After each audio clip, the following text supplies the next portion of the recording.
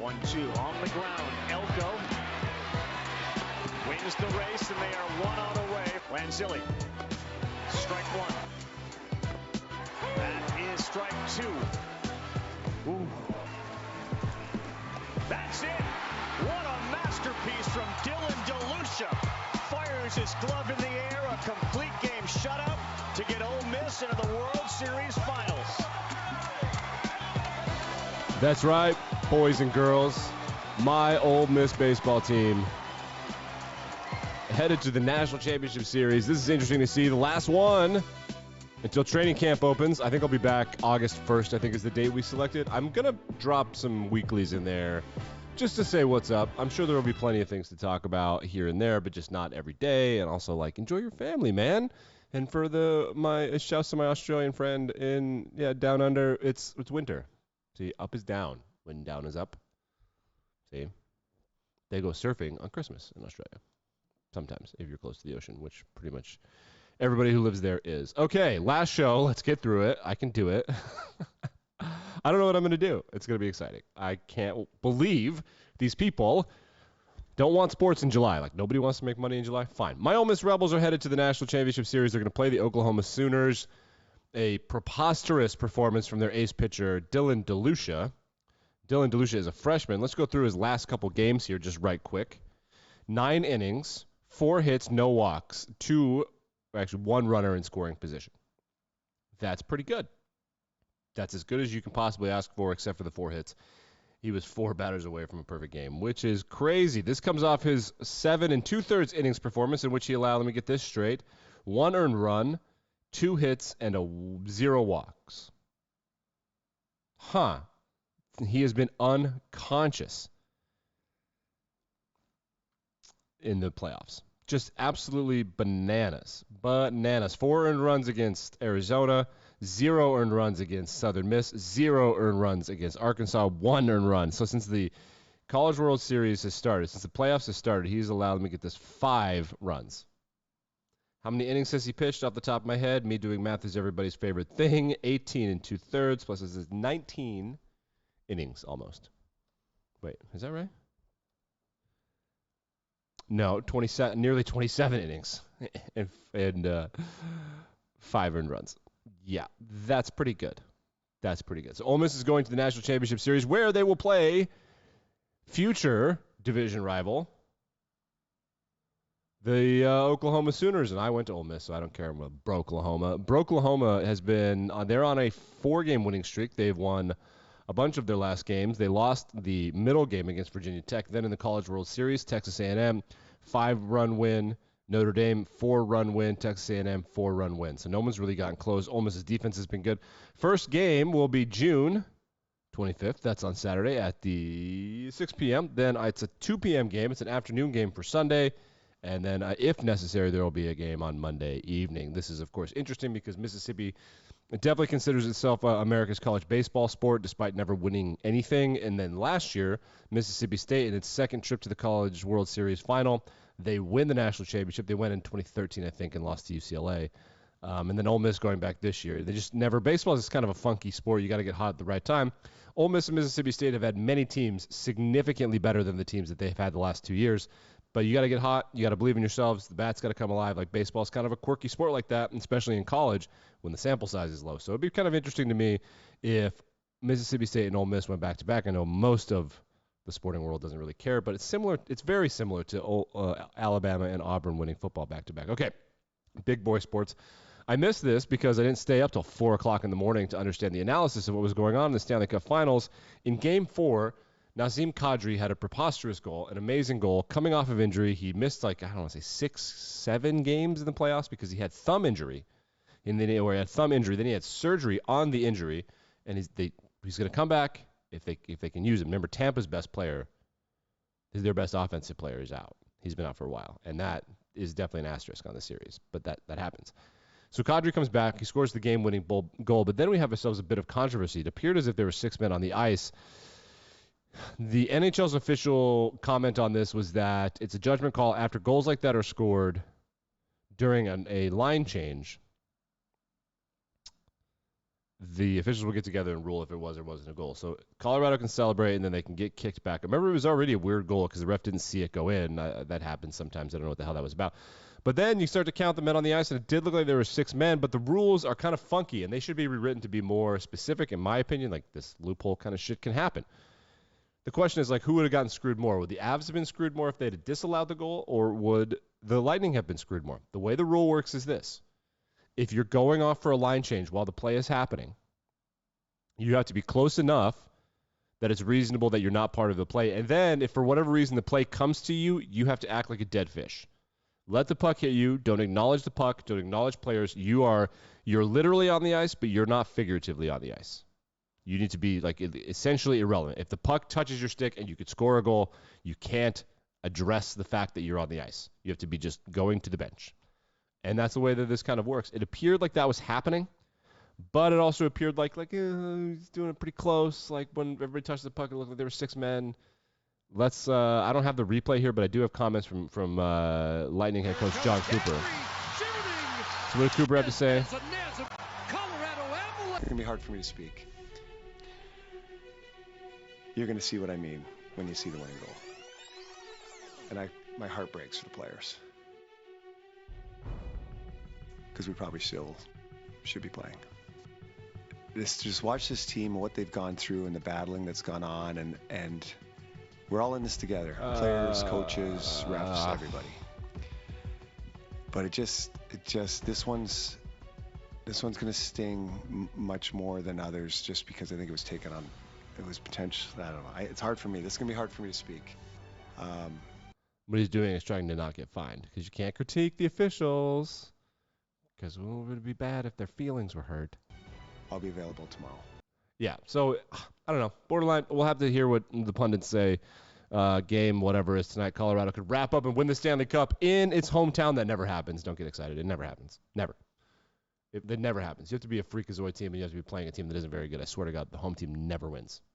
Golden State won on the road, like, never. It's because the majority of teams will wrap up. Good teams who should win a series in 5, they will wrap up the series in 6. Game 6 is always on the road for the better team.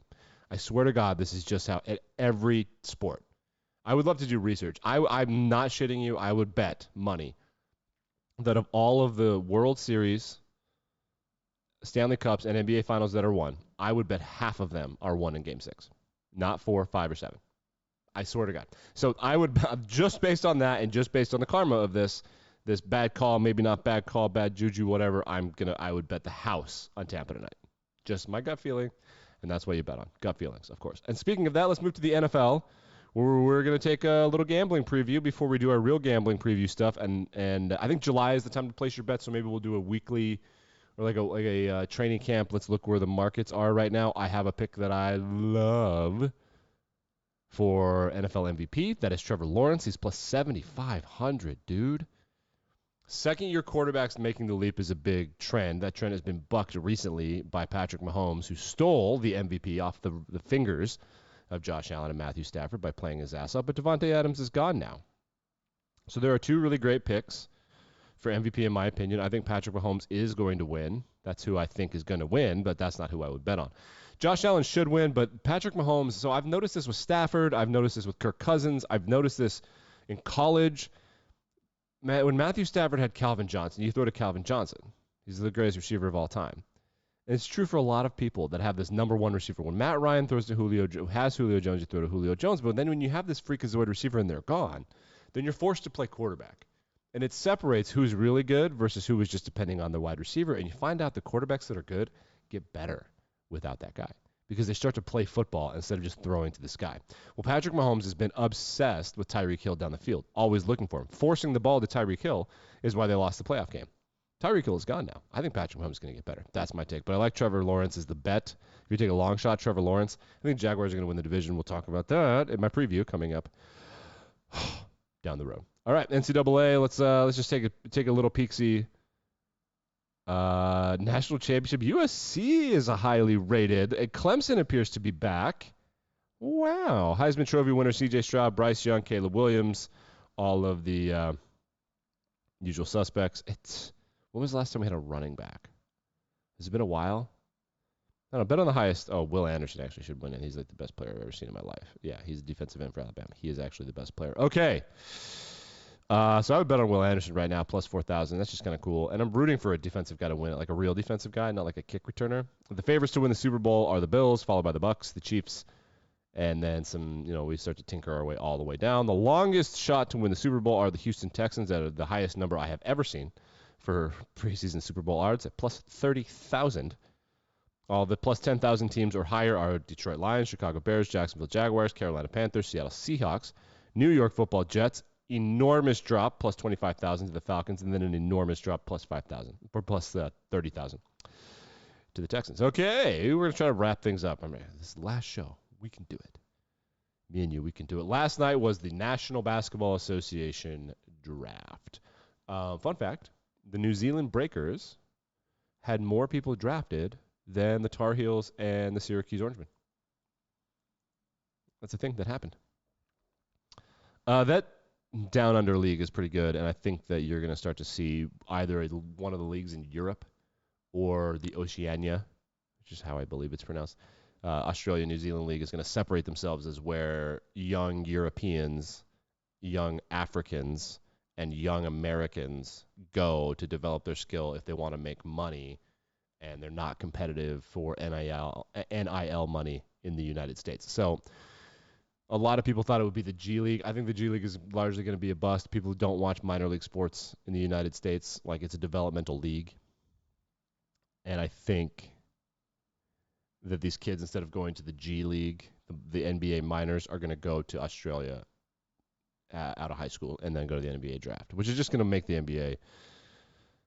It's just going to make the NBA up their game and probably, I would imagine, allow high schoolers to go back into the NFL or NBA right away. That's my guess. I don't know. But for right now, that league is doing really well.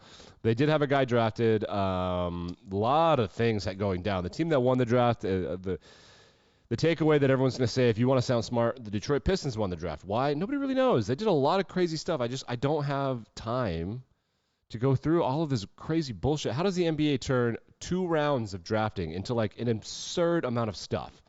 This pick from that year for those rights for that contract, what the fuck is going on? So the reason that the Pistons won, they selected Jaden Ivey. Remember yesterday I told you there's a cliff after 4. Well, the Kings are idiots, and they drafted someone else at 4 and not Jaden Ivey. So then the Pistons get this guy that it just falls to them. Jaden Ivey. Unbelievable. Then they trade... Let's see if I understand this. They trade someone to the Knicks in exchange for the 13th overall pick and Kemba Walker. So they traded, remember yesterday, they acquired the 25th or the first round pick from the Bucks Kings. See what I'm saying? From 2025, they acquired that yesterday by trading one of their players. And then now that pick that's in like 3 years is going to the Knicks so that the Knicks could get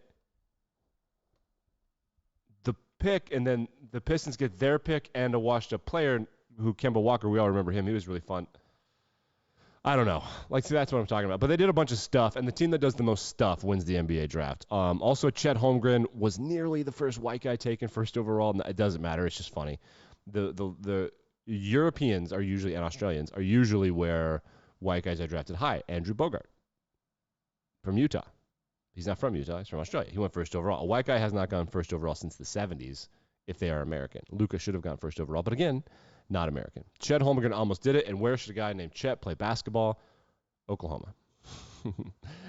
Not that it matters. Coach K showed up and thanked all of his players who were drafted. It was 4 of them just to remind everyone how successful he is. God, what a self-centered dingbat. What a loser. What are you doing? Coach K is such a jerk off. Last one. Who cares? Remember, I'm gonna try to do some controversial Wednesday. There's usually enough domestic abuse and fraud going on in the world of sports to make this happen. I'm sure that they're gonna. I know that the American women gymnasts have sued the FBI, seeking $1 billion in damages for how they bungled the Larry Nassar investigation.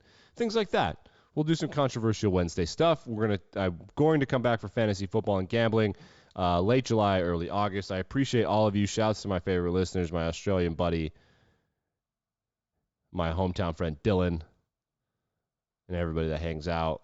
Like, rate, review, subscribe. You know the drill, etc., etc. I think the most important thing that has happened this week has been that after a week of fighting, my Ole Miss Rebels have made the College World Series championship. But more importantly, they have taken a commanding lead of 200 Jell-O shots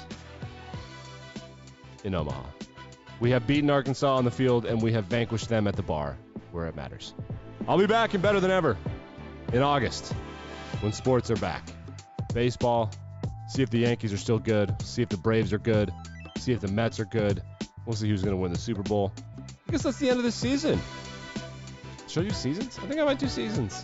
All right. Tell all your friends. Get ready. Put it in your feed so it shows up when it's time to care about sports again. See you then, boys.